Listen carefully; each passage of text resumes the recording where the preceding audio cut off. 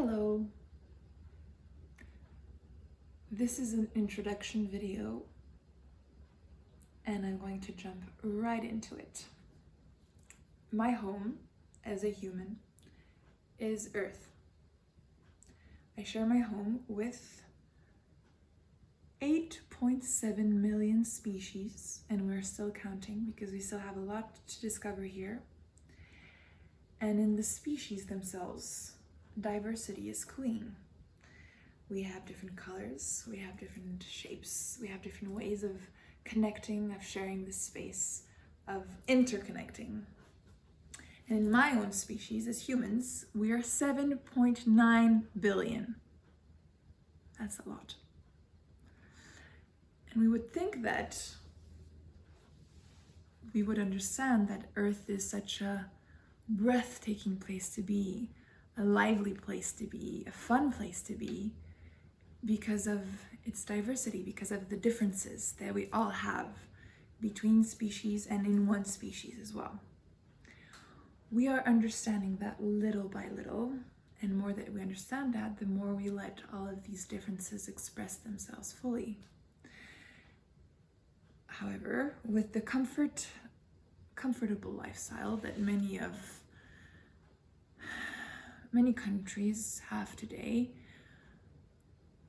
being ourselves fully, physically, emotionally, and spiritually feels still quite constrained, or at least that's my feeling.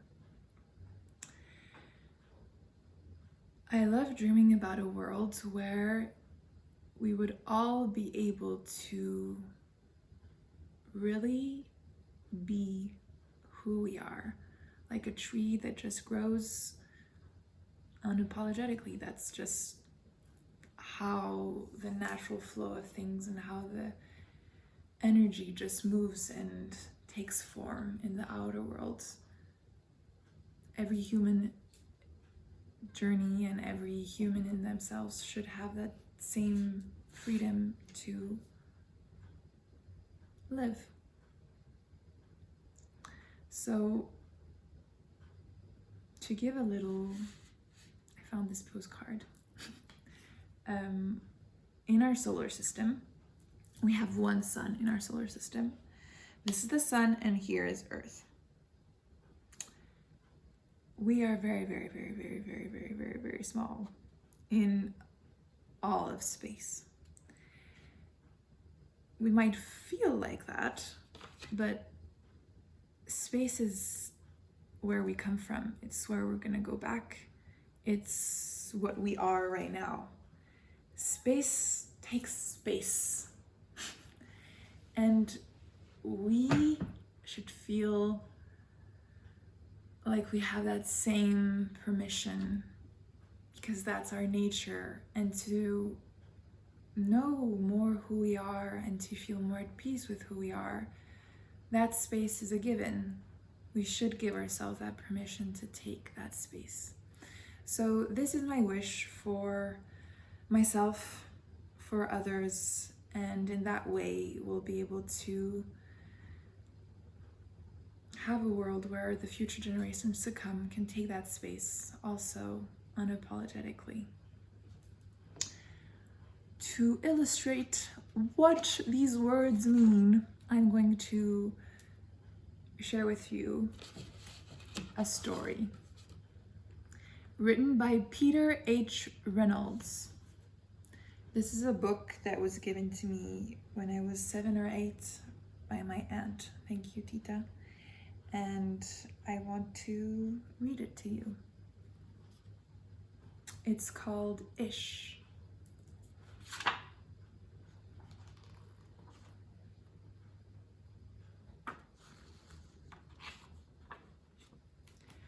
Raymond loved to draw.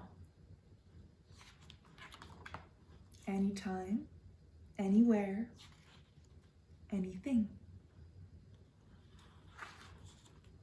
One day, Raymond was drawing a vase of flowers. His brother Leon leaned over his shoulder.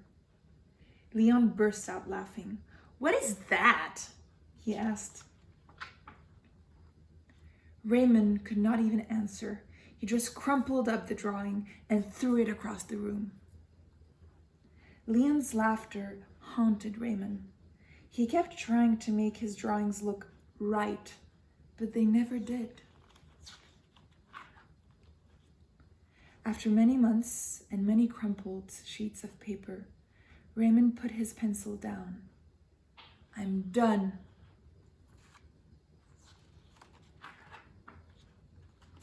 Marisol, his sister, was watching him. "What do you want?" he snapped. "I was watching you draw," she said. Raymond sneered. "I'm not drawing. Go away." Marisol ran away, but not before picking up a crumpled sheet of paper. "Hey, come back here with that!" Raymond raced after Marisol up the hall and into her room. He was about to yell, but he fell silent when he saw his sister's wall. He stared at the crumpled gallery.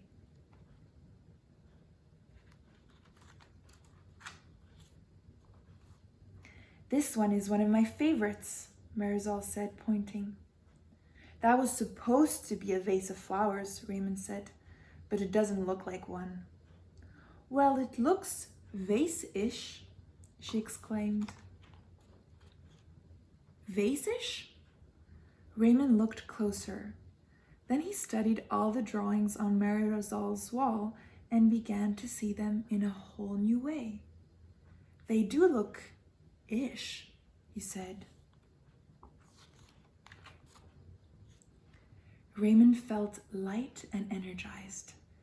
Thinking ishly allowed his ideas to flow freely.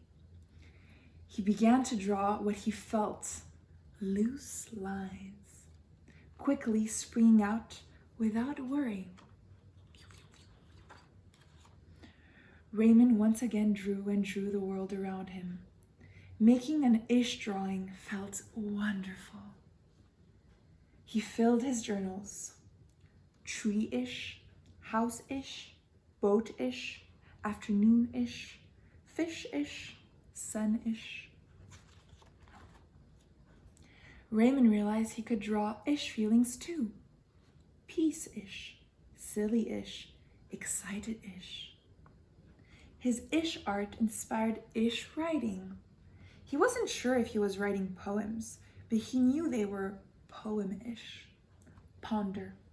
Pond, ponder, dream yonder, pond, pond, yond, yond, gleam, wander. Raymond.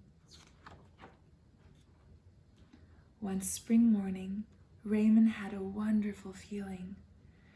It was a feeling that even ish words and ish drawings could not capture. He decided not to capture it. Instead, he simply savored it.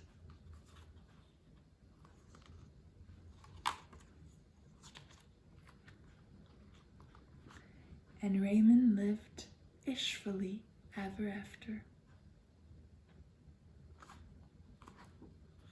The end. First of all, I want to thank my little sister, Oran, to be Marisol in this story.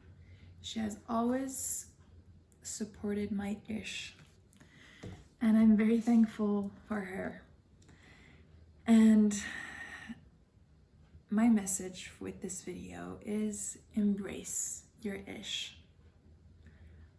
Let's all mind our own ish, and we'll feel more complete and more whole in this world, seeing that everyone owns their own ish. And you are free to own your own ish. And I will be doing more of my ish here on the channel. And if you want to see me doing even more weird and unique things in my own way, then you can go to the other channel called Arter, where